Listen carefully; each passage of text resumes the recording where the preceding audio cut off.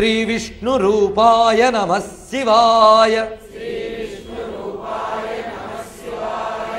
శ్రీ విష్ణు రూపాయ నమః శివాయ. నమో మహద్భ్యో ఋషిభ్యో గురుభ్యో నమః.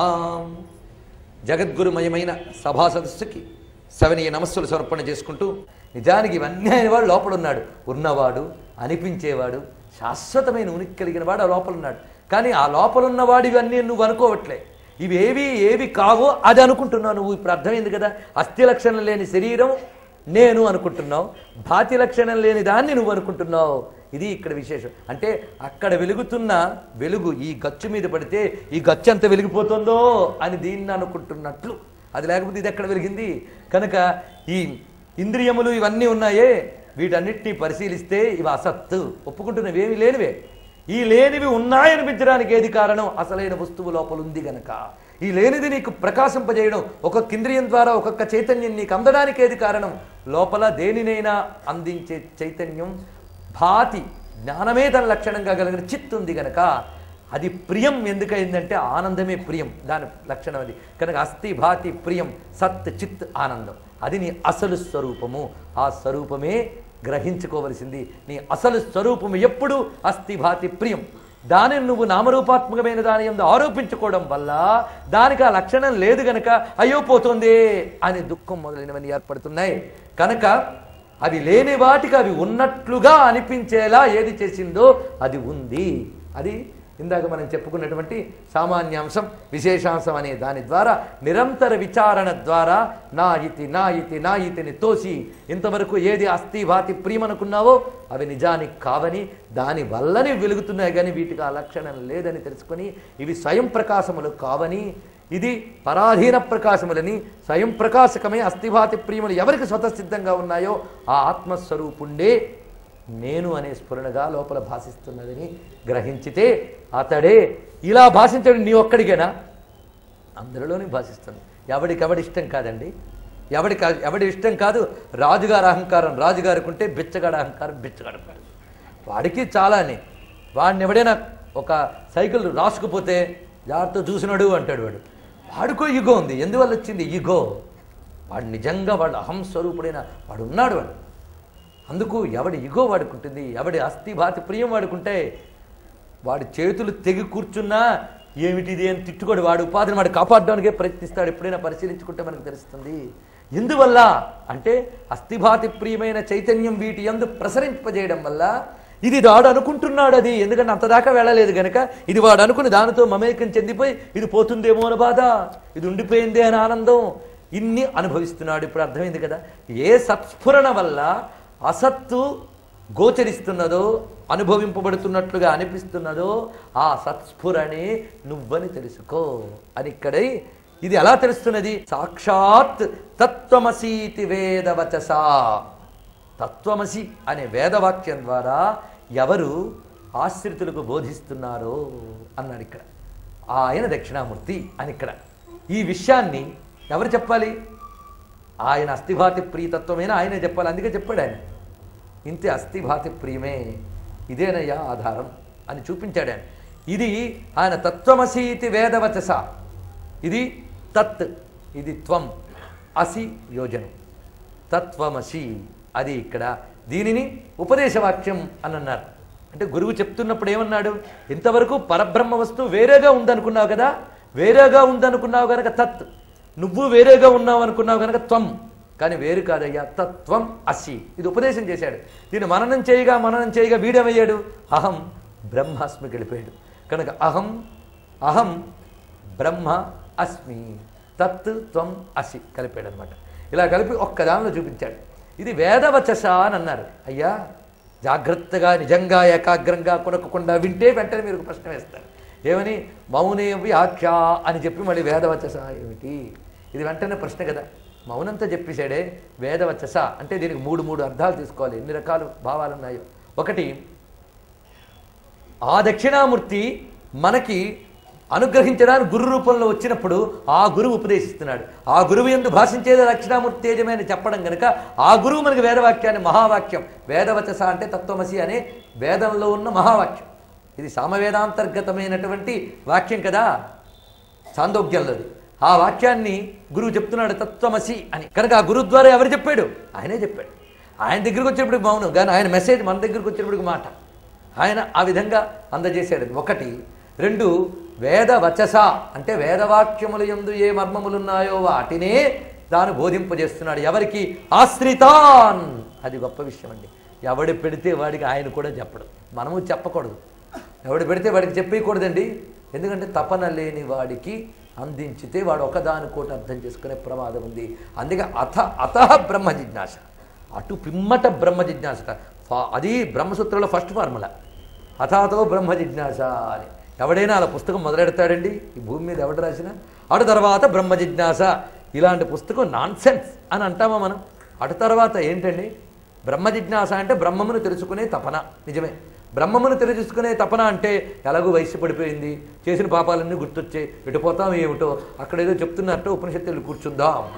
వెళితే ఏమొచ్చింది? చాలా ఆనందంగా ఉందండి. ఏమిటంటే అసలు మనసు ప్రశాంత స్థితికి వెళ్ళిందండి, ఇంట్లో పట్టిన నిద్ర అక్కడ పట్టిందండి అంట.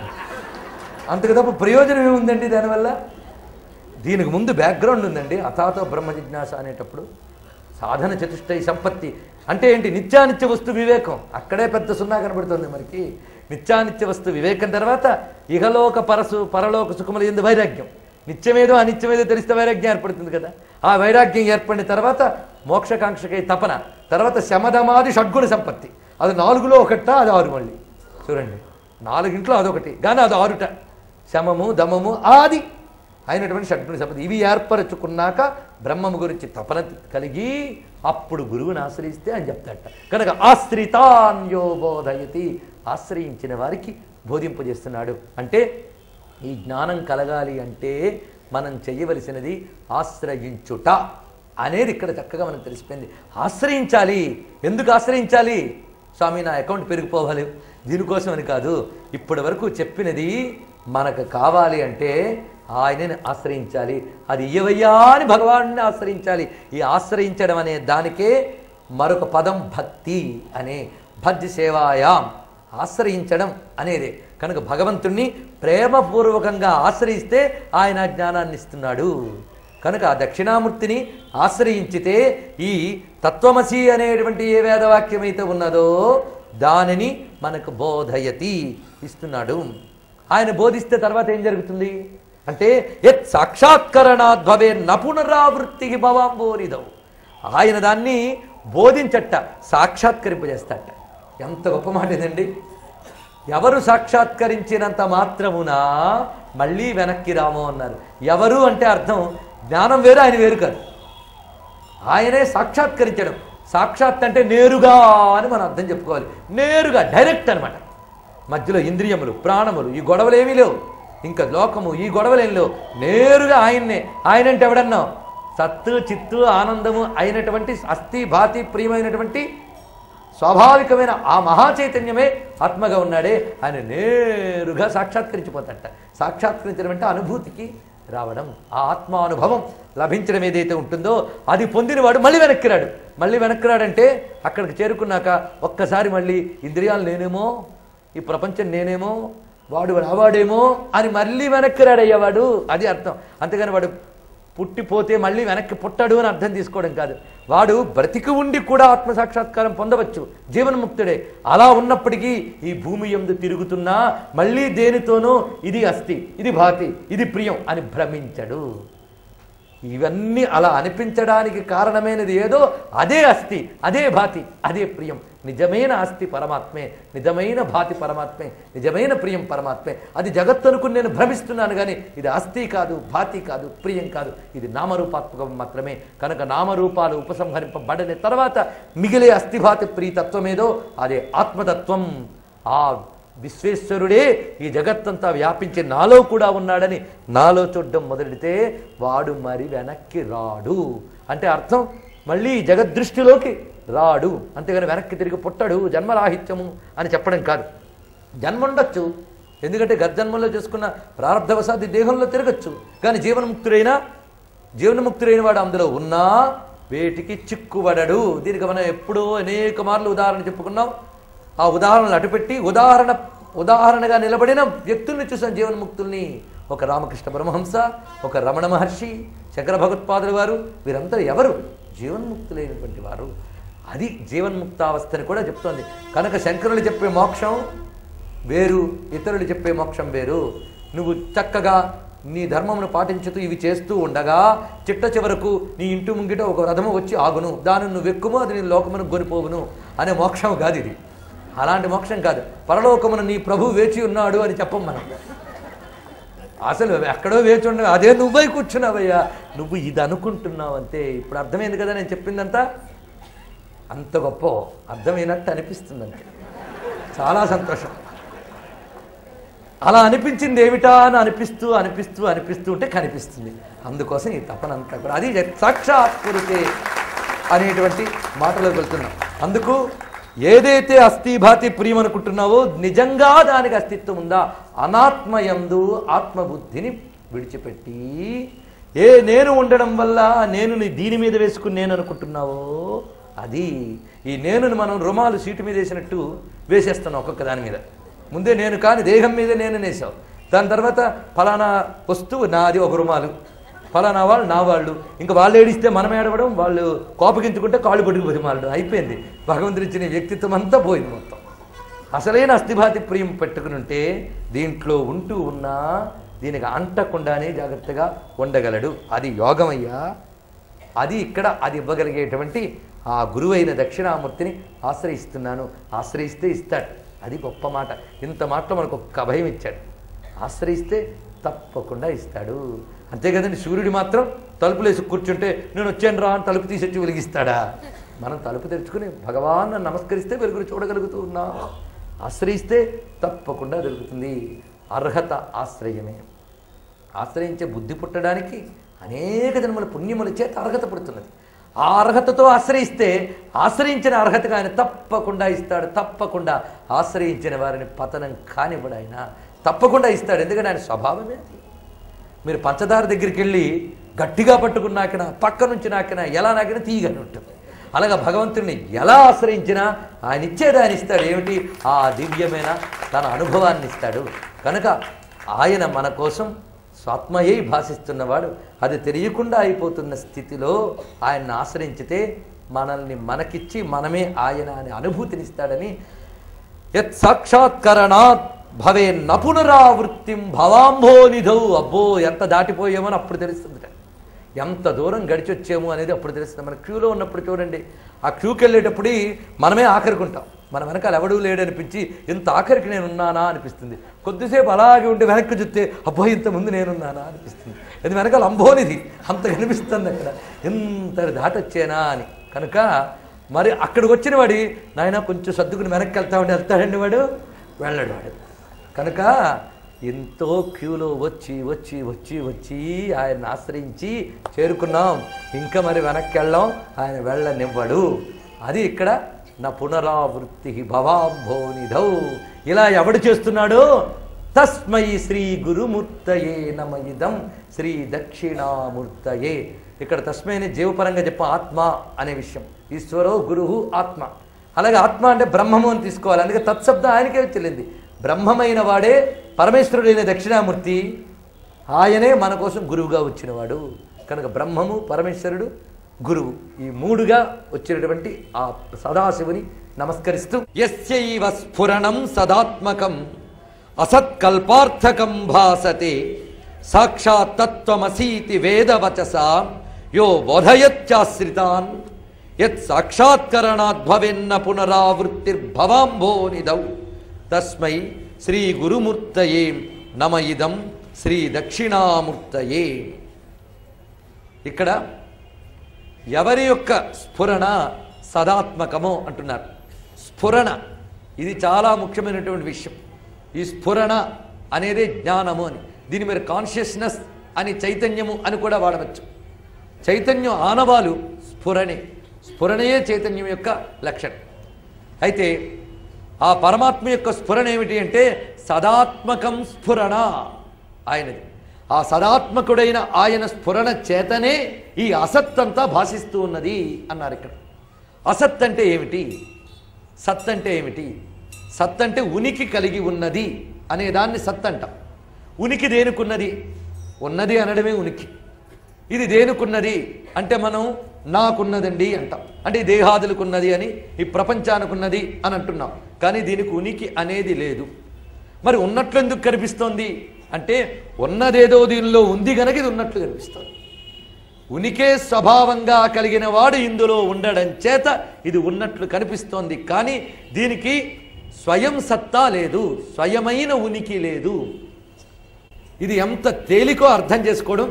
సిద్ధాంతంగా చెప్తే అర్థం కావడం కష్టమేమో, కానీ దృష్టాంతంగా మనం గమనించడానికి ప్రయత్నిద్దాం.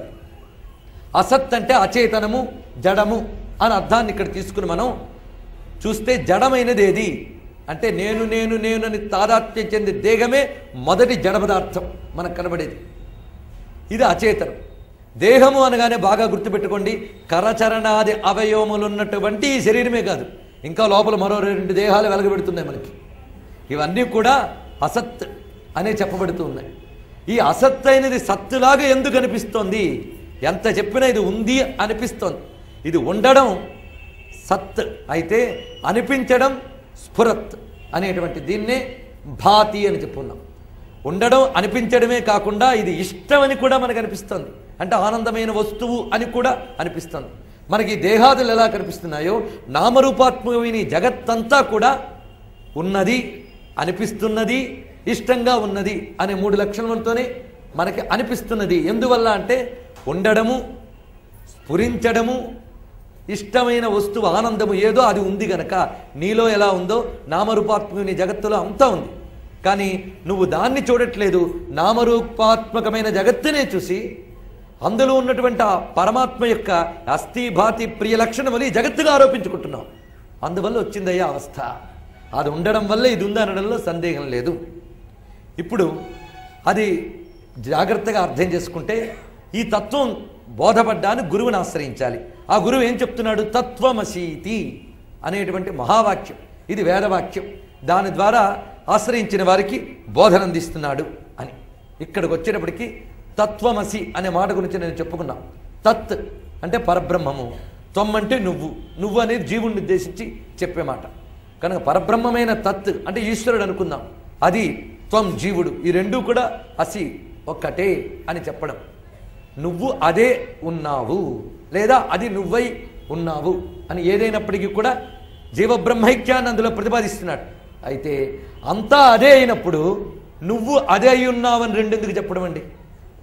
నువ్వు అది అయి ఉన్నావు అని రెండెందుకు చెప్తున్నాడు అంటే అంతా ఒకటే అయినప్పటికీ కూడా రెండుగా కనిపిస్తోంది కనుక నాయన రెండు కాదు ఒకటి అని చెప్పవలసి వస్తుంది. అందుకే అద్వైతం అనే మాటే చాలా చిత్రమైనదండి. అద్వైతం అంటే రెండు కానిది. అటువంటిప్పుడు ఏకం అని చెప్పచ్చు కదా, అలా ఎందుకు చెప్పలేదు? ఏకం అనేది ఎలాగా చెప్తాం? ఎవడికి చెప్తున్నాడు? ఇంతకి చెప్తున్నాడు సరే, ఎవడికి చెప్తున్నాడు? అనుభవం పొందిన వాడికి చెప్పడమే లేదు. మరి ఎవడికి చెప్తున్నాడంటే ఎవడు వ్యవహారంలో ఉండి మాయ చేత ఆచ్ఛాదితుడై దాని నుంచి బయటపడాలని ప్రయత్నిస్తున్నాడో వాడికి కదా బోధ అవసరమైంది. వాడు ఆ భ్రమలోనే ఉన్నాడు గనక ఇంకా త్వమ్మనే భావన తత్ అనే భావన వాడికి ఉంది గనక తత్వం అసి అని చెప్పాల్సి వచ్చింది. అంటే ద్వైత భ్రాంతిలో ఉన్నవాడికి అది తొలగించడానికే అద్వైతం అనే మాట చెప్పవలసి వచ్చింది. నువ్వు రెండుగా అనుకుంటున్నావు కానీ రెండు కాదురా అని చెప్పడానికి ఈ మాట ఉపయోగిస్తున్నారు. అయితే ఒకటే అయినప్పుడు రెండుగా అనుకోవడం ఎందుకు జరిగింది అంటే జీవునికి ఈశ్వరునికి ఉన్నటువంటి భేదం ఎటువంటి భేదం? అసలు భేదమే లేదనేది పరమార్థ దృష్టిలో, కానీ వ్యవహార దృష్టిలో భేదం కనిపిస్తోంది కదా. ఎంత చెప్పినప్పటికీ కూడా జీవుడు ఈశ్వరుడు ఒకటి అన్నారు కానివ్వండి అనే మనం అంటాం. ఎందుకంటే ఒక్కసారి ఆ ఐక్యం అనేది ఉపనిషత్తులు చెప్తున్నాయి కనుక అంగీకరించాలే తప్ప మన అనుభవానికి ఎలా వచ్చింది? ఇది మన అనుభవానికి ఎలా వస్తుందంటే పరిశీలించి చూస్తే మీకే తెలుస్తుంది.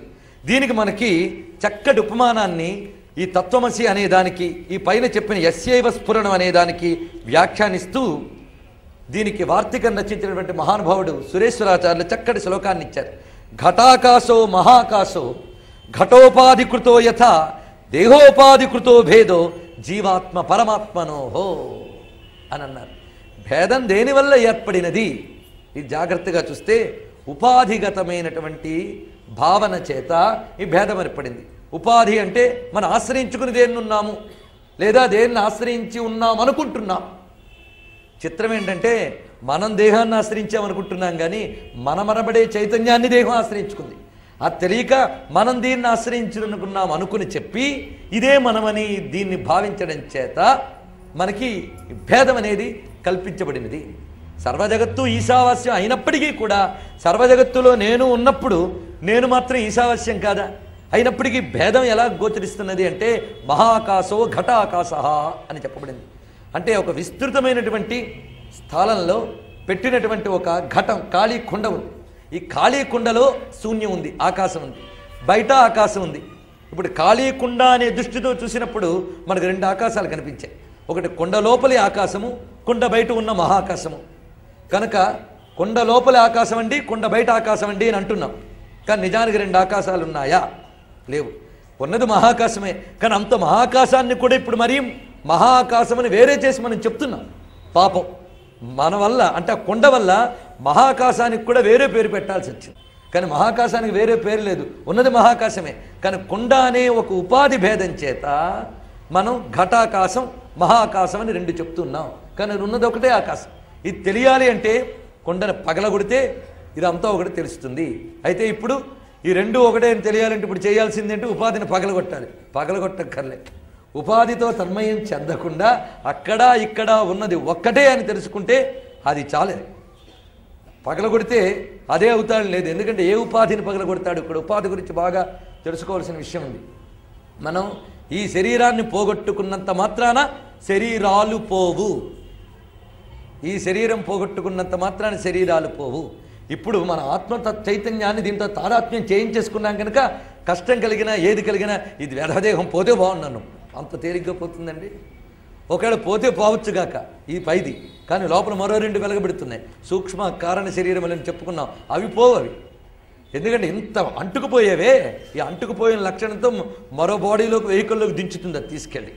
కనుక ఈ మూడు ఉపాధులతో తన్మయం చెందిపోయడం చేత ఇది మాయ. అంటే మాయ అంటే ఇంకేమిటో కాదు, మితి చేయబడేది మాయ.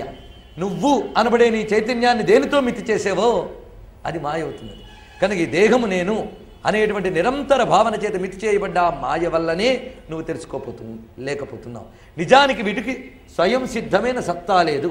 ఇది నిన్న మనం కొంతమేరకు చెప్పుకున్నాం. ఇక్కడ ఈశ్వరునికి మనకి కలిగిన భేదం ఎటువంటి భేదం అంటే భేదము లేదు. కానీ భేదమని చెప్పుకోవలసిన వ్యవహార దృష్టితో చూస్తే భేదం ఎలాంటి భేదం అంటే అసలు భేదాలు ఎన్ని రకాలనేది ముందు చూద్దాం. భేదం అంటే ఏమిటో? నైసర్గిక భేదము, ఔపాధిక భేదము అని రెండు రకములైన భేదములు ఉంటాయి. నైసర్గిక భేదం ఇది నేను భౌతికమైన ఉదాహరణ వరకే చెప్తున్నాను. ఉదాహరణలు ఎలా తీసుకోవాలో కూడా మనకి శాస్త్రం చెప్తున్నది. ఉదాహరణ వరకే తీసుకోవాలట. ఇంకా దాని నుండి సాగదీస్తే ఉదాహరణ కూడా నిలవదు. అక్కడ ఆ విషయం నిన్ను స్ఫుటీకరింపజేయడానికై ఒక ఉదాహరణ చెప్తారంతే. కానీ అక్కడి నుంచి మొత్తం సాగదీసి ఉదాహరణతోనే సిద్ధాంతం చేయాలని ఎప్పుడు అనుకోకూడదు. దృష్టాంతం సిద్ధాంతం ఎప్పుడూ కాదు. అది సిద్ధాంతాన్ని నీకు అవగతం చేయడానికి చెప్పబడింది. ఎందుకంటే ఉదాహరణే సద్వస్తువు కాదు కదా, ఉదాహరణ నిన్ను బోధ చేయడానికే చెప్పబడింది. అలా ఇక్కడ కేవలం ఇది మనకు అర్థం కావడానికి ఉదాహరణ. నైసర్గిక భేదము అంటే సహజ భేదము కొన్ని ఉంటాయి. ఇప్పుడు గోవులు అశ్వములు అని చెప్పబడుతున్నాయి, ఆవులు అశ్వములు. ఇక్కడ ఆవులకి అశ్వాలకి ఉండేటువంటిది నైసర్గిక భేదం. పూర్తిగా వాటి యొక్క స్వభావ సిద్ధమైన భేదం కనిపిస్తూ ఉంటుంది మనకి. ఇక ఔపాధిక భేదం అంటే ఉపాధిగతమైన భేదం. ఉపాధిగతమైన భేదం అంటే ఇందాక చెప్పుకున్న ఘటాకాశ మహాకాశాలు. ఇదే ఉపాధిగతమైనటువంటి భేదం. అంటే ఈ ఘటాకాశమనే ఉపాధి చేత భేదం ఏర్పరచబడిందే కానీ నిజానికి భేదం లేదు. అంటే నైసర్గికంగా జీవుడికి ఈశ్వరునికి భేదం లేదు, ఔపాధికంగా భేదం వచ్చింది. అంటే ఉపాధితో తన్మయుడైపోతే జీవుడు, ఉపాధితో తన్మయం కాకుండా సర్వోపాధాలని నిర్వహించే నిరుపాధిక చైతన్యమే ఈశ్వరుడు అని చెప్పబడుతున్నాడు. ఆయన వల్లనే ఈ ఉపాధిగతమైనటువంటి మాయాశక్తి ప్రవేశింపబడింది. కనుక మాయా సబలితమైన బ్రహ్మమును ఈశ్వరుడు అని మనం ఇక్కడ చెప్తున్నాం. ఆ ఈశ్వరుడు ఈ మాయ చేత ఆవృతుడై జగమంతా నింపబడుతున్నాడు. కానీ ఆయన మాయ చేత ఆవృతుడైనప్పటికీ కూడా ఆయనకి భ్రమ లేదు, ఆయన సర్వజ్ఞుడై ఉన్నాడు. మనం ఈ దేహాదులతో తాదాత్మ్యం చెంది ఈ అంతఃకరణ అవిచ్ఛిన్న భావనతో ఉండిపోయిన మనం, ఆయన మాయ చేత ఆవృతుడైనా మాయ ఆయన ఏం చేయట్లేదు.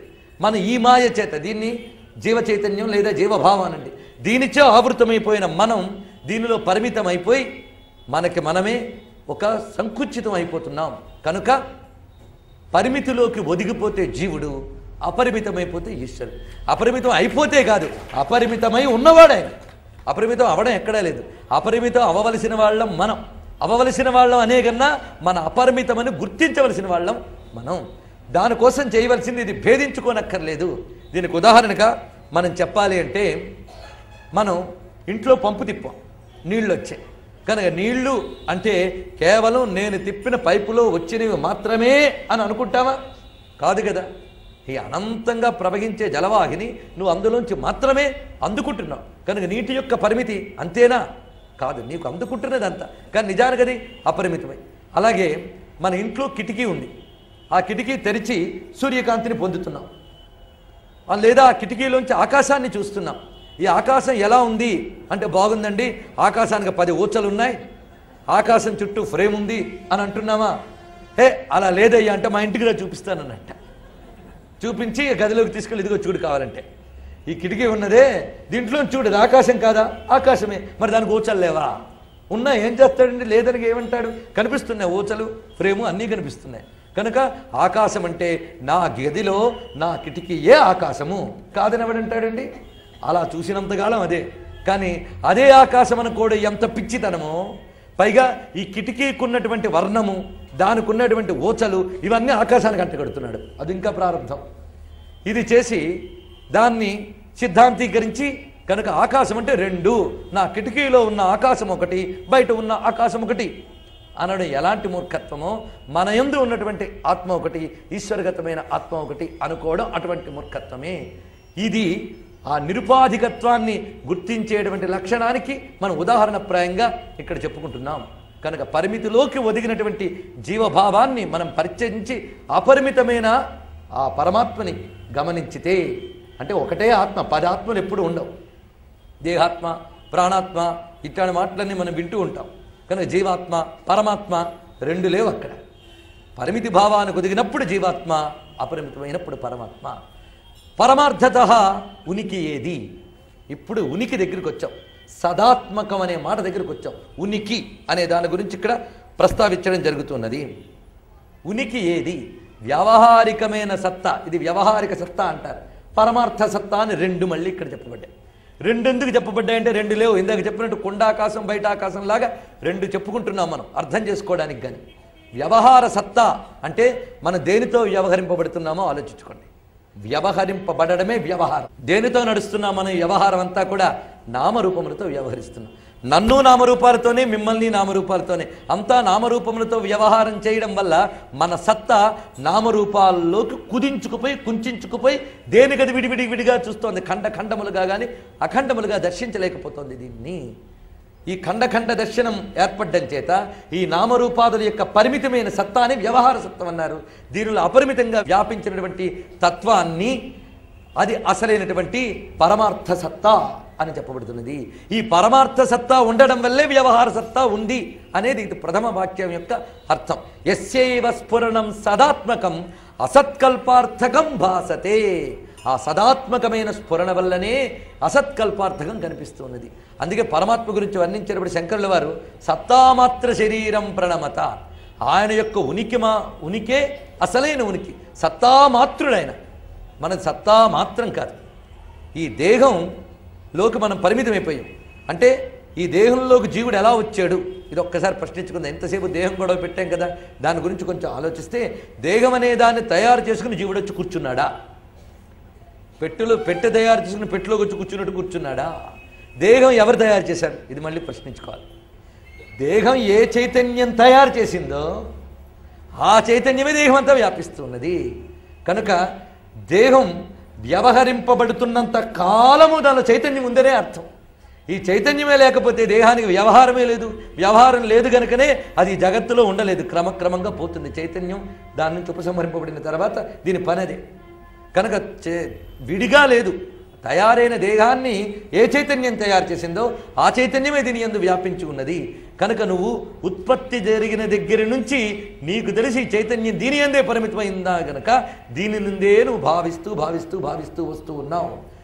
కనుక ఈ దేహం అనే అసత్ అది నీకు ఉన్నదిని ఎందుకు కనిపిస్తుందంటే దాని లోపల అసలైన ఉన్నవాడు ఉన్నాడు కనుక అనేది ఇక్కడ చెప్పి అదే నువ్వు తత్ త్వం అని ఇక్కడ చెప్పారు. అదే నువ్వు. ఏది ఉండడం వల్ల నువ్వున్నావో అది నువ్వు. కానీ ఏది ఉండడం వల్ల ఇవన్నీ ఉన్నట్టు కనిపిస్తున్నాయో అది నువ్వు కావు. ఈ వాక్యం బాగా గుర్తుపెట్టుకోండి. ఏది ఉండడం వల్ల ఈ అసత్తు ఉన్నట్టు కనిపిస్తోందో అది నువ్వు కావు.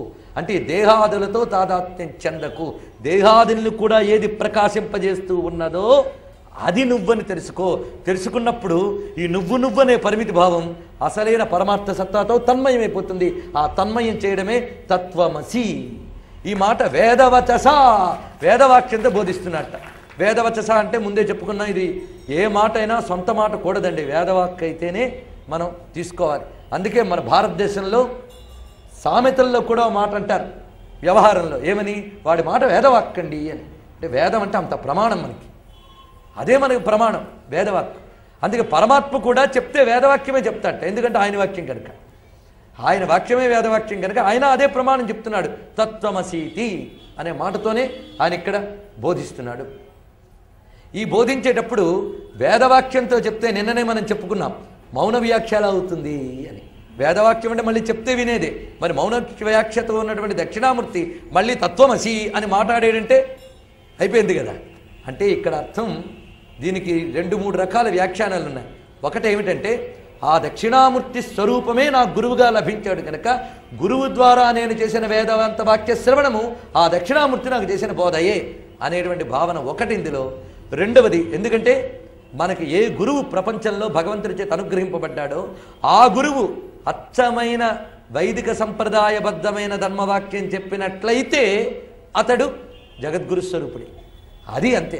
అంతేగాని మనం ఎవరినో గురువు అనుకున్నామండి అంటే ఆ గురువైనా శాస్త్రసమ్మతమైన వాక్యం చెప్తున్నాడా అని అర్థం అయితేనే వాడు గురువు అవుతున్నాడు.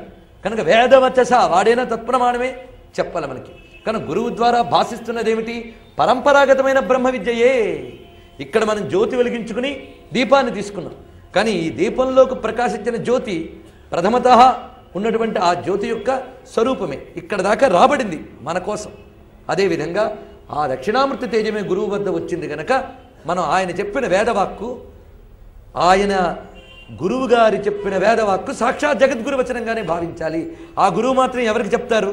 ఎవరు శిష్యుడు ఆశ్రయించితే చెప్తారో అతడు గురువు అవుతున్నాడు. ఆశ్రయించిన వారికి గురువుగారు చెప్పాలి. లేకపోతే కృష్ణ పరమాత్మ కూడా ముందు తిట్టాడు, అర్జునుడు మాటలన్నీ విన్నాక తిట్టాడు, నపుంసకుల్లా మాట్లాడుకున్నాను అని తిట్టాడు. అప్పుడు ఈయన ఏం చెప్పాడు? అప్పుడు శరణ వేడాడు.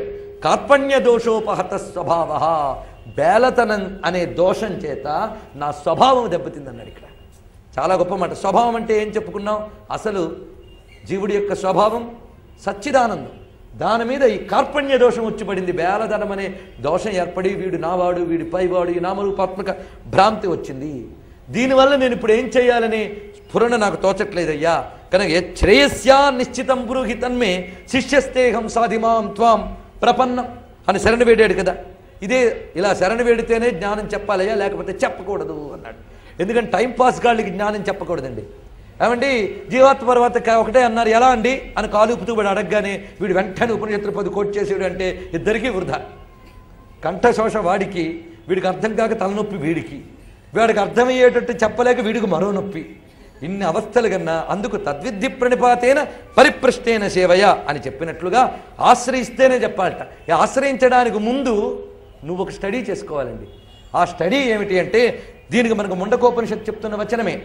పరీక్ష లోకాన్ కర్మచితాన్ బ్రాహ్మణో నిర్వేదమాయా నాస్త్యకృతకృతేన తద్విజ్ఞానార్థం సగురుమేవ అభిగచ్చేత్.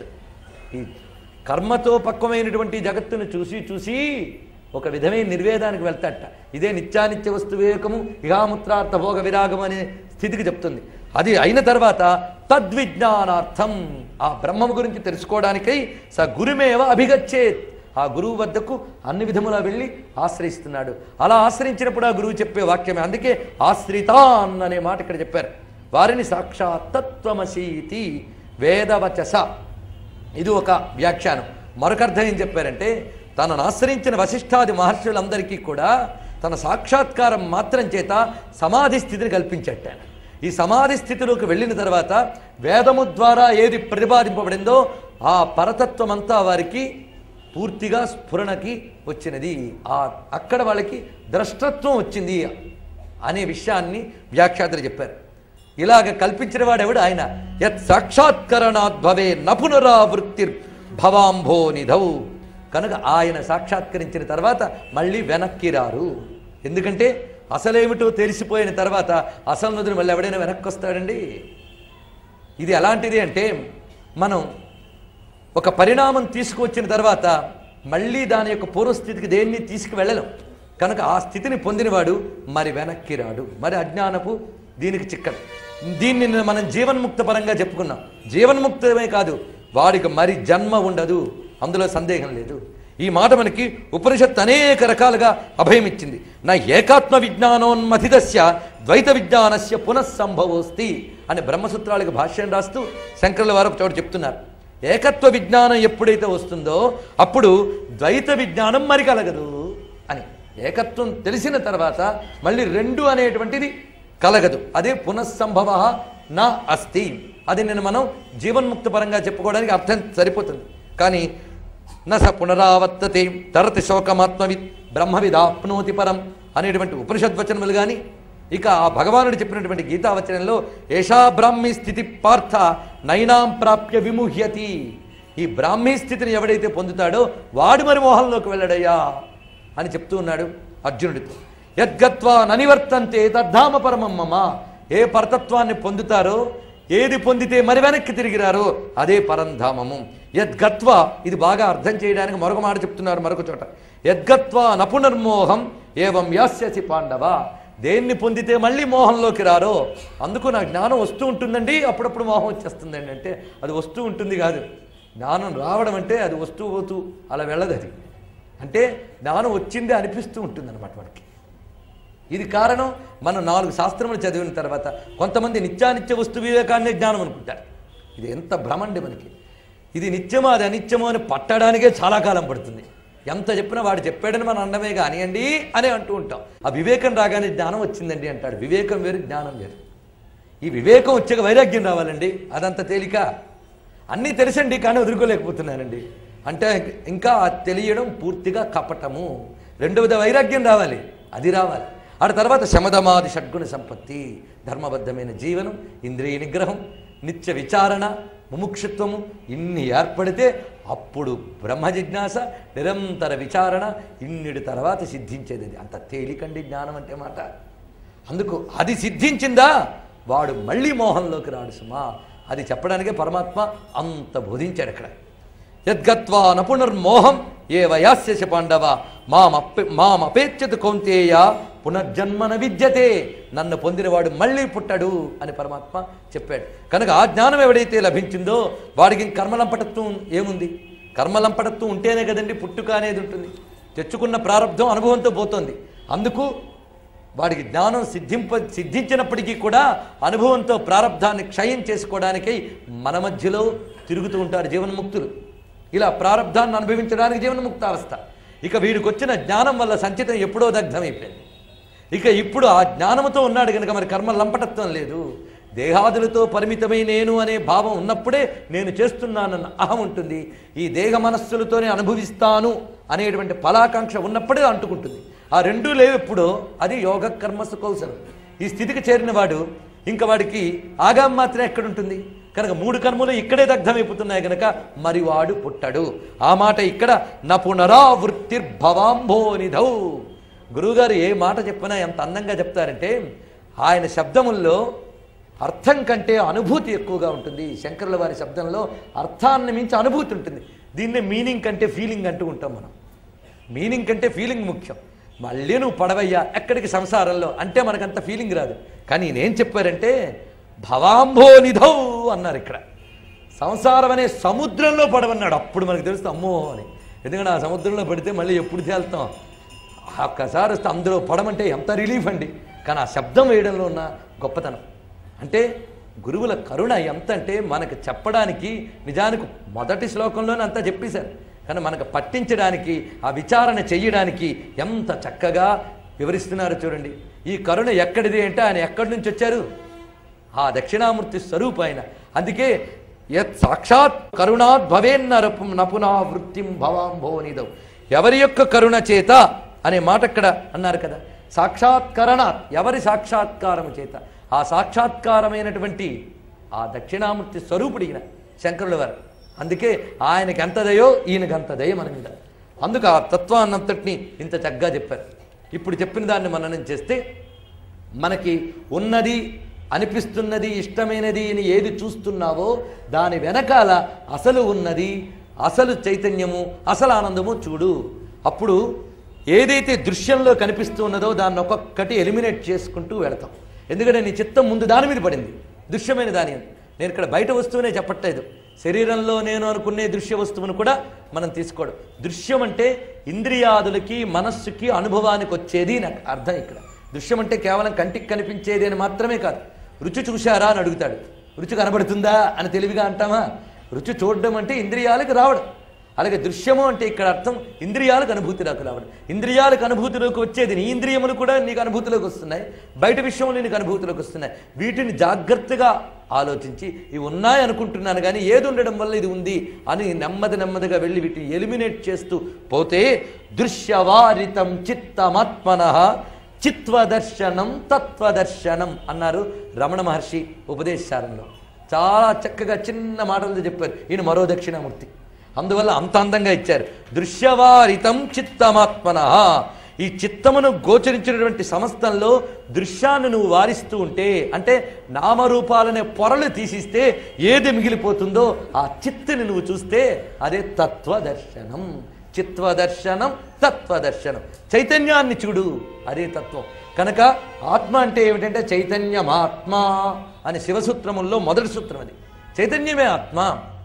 మరి నా శరీరానికి చైతన్యం అంటే ఇది చైతన్యమే కదా అంటే ఇది చైతన్యం కాదయ్యా, లోపల ఉన్న దాని వల్ల ఇది చైతన్యంగా భాషిస్తున్నది, కానీ అసలు చైతన్యం అది అని గ్రహించడాన్ని ఈ శ్లోకం ద్వారా మనకు చక్కగా బోధింపజేసి ఆ తర్వాత శ్లోకంలోకి మనల్ని ప్రవేశింపజేస్తున్నారు.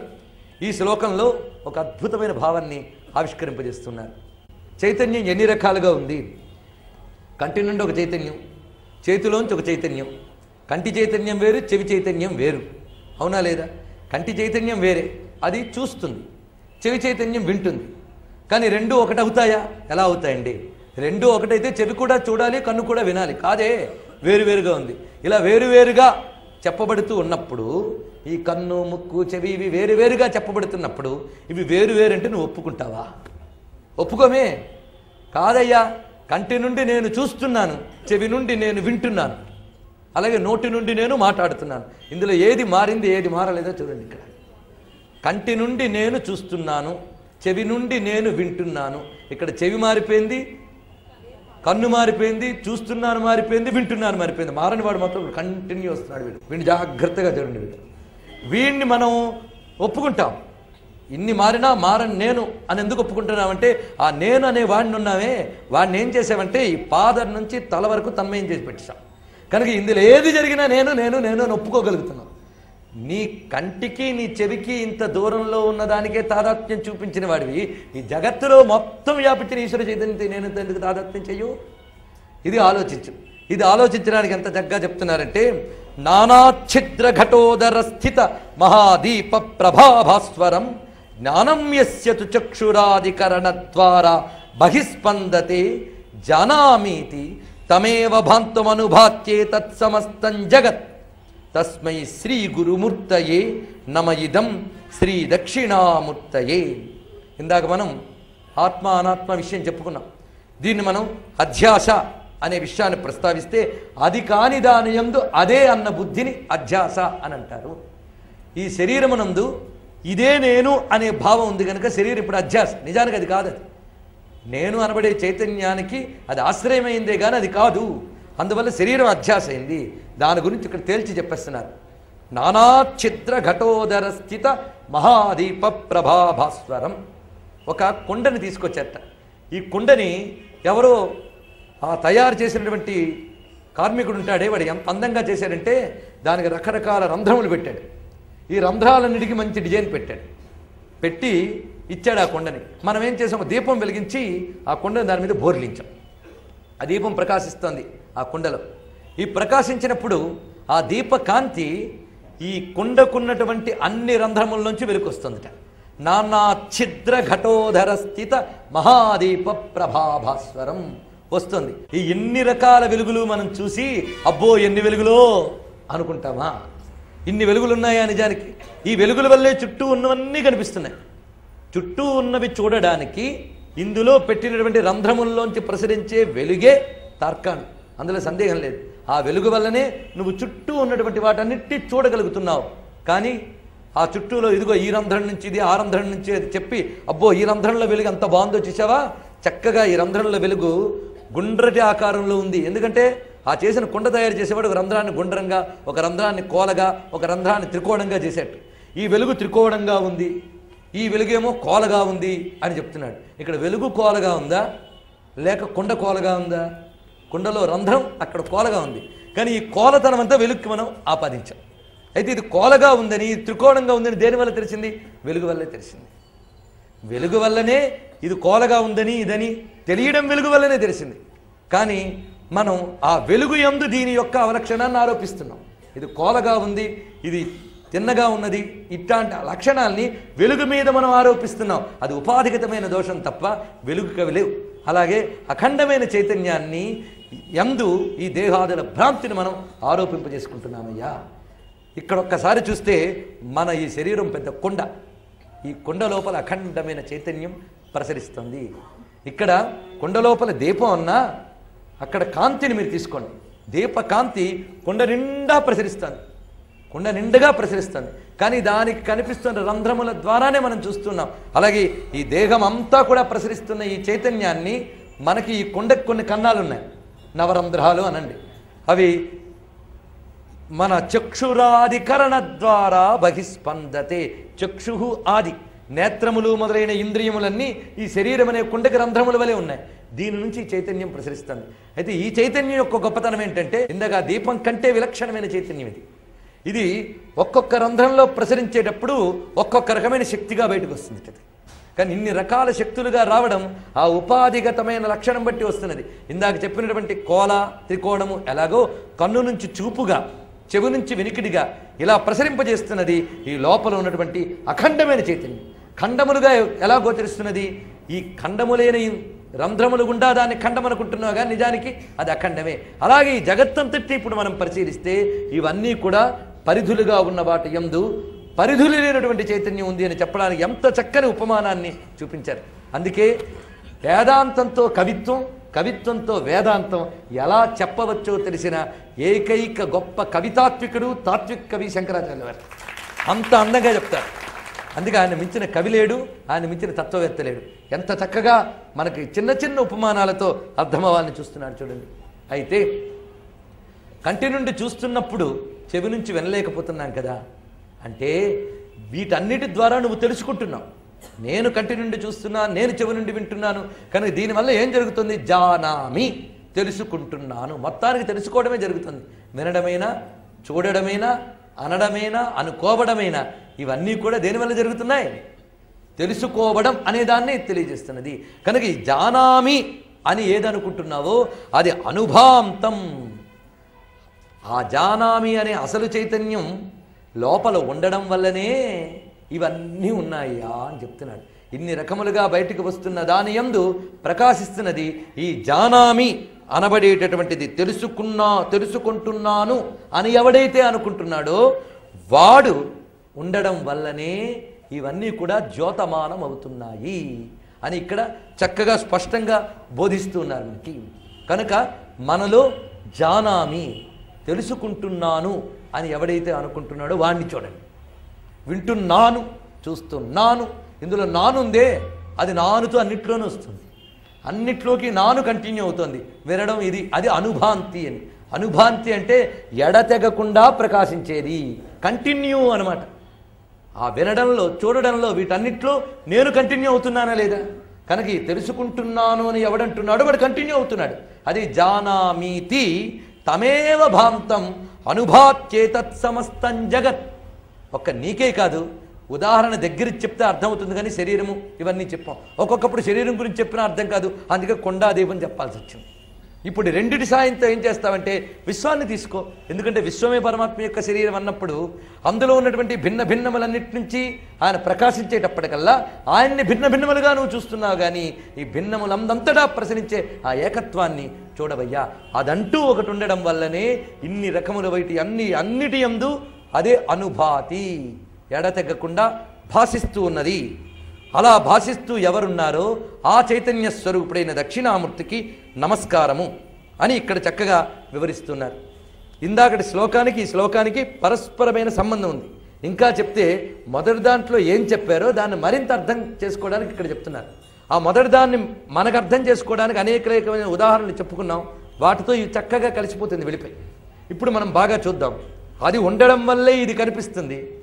కానీ ఏది ఉండడం వల్ల ఇది కనిపిస్తుందో దాన్ని మనం తెలుసుకోలేకపోతున్నాం అనే విషయంకి చక్కటి ఉదాహరణ ఏమిటి అంటే, ఒక వస్తువును మనం పోల్చుకునేటప్పుడు దాని మీద వెలుగు ప్రసరిస్తేనే వస్తువును పోల్చుకుంటున్నాం. అక్కడ ఏముంది అని అడిగితే వస్తువుని చెప్తున్నాం. కానీ దాని మీద ప్రసరించే జ్యోతిని చెప్తున్నామా? లేదు కదా. అక్కడ ఏముంది అంటే ఏమంటే అక్కడ పుస్తకం ఉంది, దాని మీద లైట్ ఉంది అంటున్నామా? లేదు. పుస్తకం ఉందండి అంటున్నాం. పుస్తకం ఉందంటే అర్థం ఆ వెలుగు ఉందనే అర్థం అక్కడ. అదేవిధంగా ఈ నామరూపాత్మకమైన జగత్తు ఉంది అంటే అర్థం అసలు ఉన్న పరమాత్మకుడు ఉన్నాడని అర్థం. అది ఇక్కడ. ఇది తెలుసుకుంటే చాలు. ఆ వెలుగు వల్ల వస్తువుని ఎలా పోల్చుకుంటున్నావో పరమాత్మ వల్లే దీన్ని పోల్చుకుంటున్నావు. అయితే వస్తువు ఉంది అని చెప్పడంలో వెలుగు లేదని చెప్పడం అర్థం కాదు కదా. అలాగే జగత్తు ఉన్నది అని చెప్పడంలో ఆయన లేడని కాదు ఇక్కడ అర్థం. ఆయన ఉండడం వల్లే ఇది ఉన్నది అనే దాన్ని ఇక్కడ మనం అన్వయించుకుని చూసుకుంటే, ఈ ఉపాధి అనే దాన్ని విడిచిపెడితే మిగిలేది ఆత్మజ్యోతియే. అది మనం దర్శించాలి. దానికోసం కొండ పగలగొట్టక్కర్లేదు. ఇన్ని రంధ్రములు కనిపిస్తున్నా ఉన్నది ఒకే జ్యోతి అని స్పృహ తెలిస్తే, ఆహా ఒక్క జ్యోతి ఎన్ని రకములుగా భాషిస్తూ ఉన్నది అని తెలిసి అనేకములందు ఒక్కటే ఉంది అనే జ్ఞానం కలుగుతుంది. ఆ జ్ఞానం కలిగితే ధన్యులమే మనం. అదే ఏకత్వ జ్ఞానము. ఆ ఏకత్వ జ్ఞానమే సర్వ సాధనలకి ఏకైక లక్ష్యం. అదొక్కటే లక్ష్యం. గీతలో చిట్ట చివరి మాట కూడా అదే చెప్పాడు పరమాత్మ. ఆ ఏకత్వ జ్ఞాన స్ఫురణకి ఇంత వివరంగా అందంగా వివరించారు. ఇక్కడ అనుభాతి, తమేవ భాంతం అనుభాతి అనే మాట మనకు కనిపిస్తున్నది. తమేవ భాంతం అనుభాత్యే తత్ సమస్తం జగత్. ఇది మళ్ళీ మనకి ఉపనిషద్వచనమే చక్కగా చూపిస్తున్నాడు. ఏంటంటే ఇక్కడ ఏదైతే ఆత్మజ్ఞాన స్వరూపం ఉందో అది ప్రకాశించడం చేతనే ఇవన్నీ దానిని అనుసరించి ప్రకాశిస్తున్నాయి. ఆత్మ చైతన్యాన్ని అనుసరించి ఇవి ప్రకాశిస్తున్నాయి. అందుకే తమేవ భాంతం అనుభాతి సర్వం. దాన్ని అనుసరించి ఇవన్నీ ప్రకాశిస్తున్నాయి అని చక్కగా వివరించేశాడు ఇక్కడ. సర్వం శ్రీ గురుచరణారవిందార్పణమస్తు. స్వస్తి ప్రజాభ్య పరిపాలయంతాం న్యాయేన మార్గేణ మహీం మహీషాః. గోబ్రాహ్మణేభ్యః శుభమస్తు నిత్యం. లోకాః సమస్తాః సుఖినో భవంతు. కాలే వర్షతు పర్జన్యః పృథివీ సస్యశాలినీ. దేశోయం క్షోభరహితో బ్రాహ్మణాः సంతు నిర్భయాः. అపుత్రాः పుత్రిణः సంతు పుత్రిణः సంతు పౌత్రిణः. అధనాः సధనాः సంతు జీవంతు శరదాం శతం. మంగళం కోసలేంద్రాయ మహనీయ గుణాత్మనే చక్రవర్తి తనూజాయ సర్వభౌమాయ మంగళం. వేద వేదాంత వేద్యాయ మేఘశ్యామలమూర్తయే పుంసాం మోహన రూపాయ పుణ్యశ్లోకాయ మంగళం. వసుదేవసుతం దేవం కంసచాణూరమర్దనం దేవకీ పరమానందం కృష్ణం వందే జగద్గురుం. నమః శివాయ సాంబాయ శాంతాయ పరమాత్మనే మృత్యుంజయాయ రుద్రాయ మహాదేవాయ మంగళం. సర్వమంగళమాంగళ్యే సాధికే శరణ్యే త్రయంబకే గౌరీ నారాయణి నమోస్తుతే. శ్రీమద్రమారమణ గోవిందో